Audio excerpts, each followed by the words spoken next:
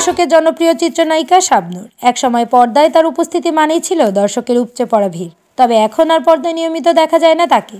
আর এর অন্তরালে ব্যক্তিজীবনে ৪৫ বসন্ত পেরিয়ে মঙ্গলবার ১৭ই ডিসেম্বর ৪৬-এ পা রাখলেন এ নায়িকা। কয়েক দশকের বেশি সময় ধরে দর্শক হৃদয়ে জায়গা করে নেয়া এই নায়িকাকে এখন খুব একটা দেখতে পান না দর্শকরা। শুরুতে ক্যারিয়ারের স্বর্ণালী সময় থাকলেও হঠাৎ পাল্টে যায় সব। ব্যক্তিগত জীবনের বাস্তবতার কাছেই সব এলোমেলো হয়। তবে তার অনবদ্য অভিনয়ের জন্য তাকে এখনও আইডল মনে করেন বর্তমান সময়ের অনেক নায়িকা। নিজের জন্মদিন অর্থাৎ জীবনের বিশেষ দিনটি নিয়ে সংবাদ মাধ্যমের সঙ্গে কথা বলেছেন চিত্রনায়িকা শাবনূর। তাতে স্বাভাবিকের থেকে আক্ষেপই বেশি করেছেন। তাহলে কি ভালো নেই এই চিত্রনায়িকা? এমন প্রশ্ন থাকলেও ব্যক্তিগত জীবন নিয়ে শাবনূর বলেন, দীর্ঘ ১.৫ যুগের ক্যারিয়ারে আমার ওপর যতটা ঝড়ঝাপটা এসেছে তা পৃথিবীর অন্য কোনো শিল্পীর বোধহয় হয়নি। এ নায়িকা বলেন, প্রথম সিনেমা চাঁদনি রাতের প্রযোজক আজিজা মোহাম্মদ ভাই, নায়ক সালমান শাহ, নায়ক রিয়াজ, ফেরদৌস ও এক বিদেশি নাগরিককে আমার সঙ্গে জড়িয়ে যেসব মিথ্যা সম্পর্কের গুঞ্জন, সালমান শাহর মৃত্যুতে অভিযুক্ত হওয়া, এফডিসির বিভিন্ন সমিতি কর্তৃক একাধিকবার ব্যান হওয়া, কি ফেস করতে হয়নি এই আমাকে। আবার পারিবারিক নানা টানাপোড়েনে জীবন ছিল অতিষ্ঠ। বিচ্ছেদই তার জীবনকে অতিষ্ঠ করে দেওয়ার মূল কারণ ছিল বলেও জানিয়েছেন শাবনূর।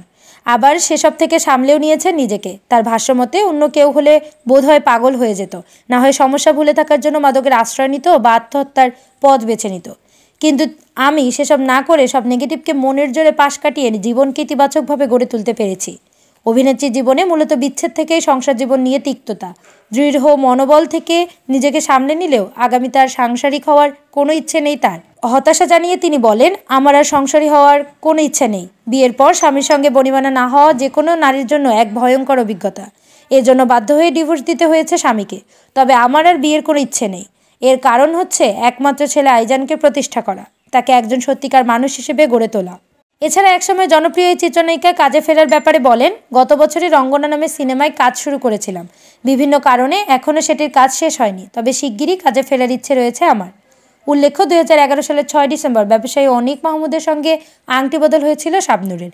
পরের বছর ২৮ ডিসেম্বর বিয়ে হয় তাদের। তারপর থেকে পর্দায় ধীরে ধীরে অনেকটা অনিয়মিত হয়ে পড়েন তিনি।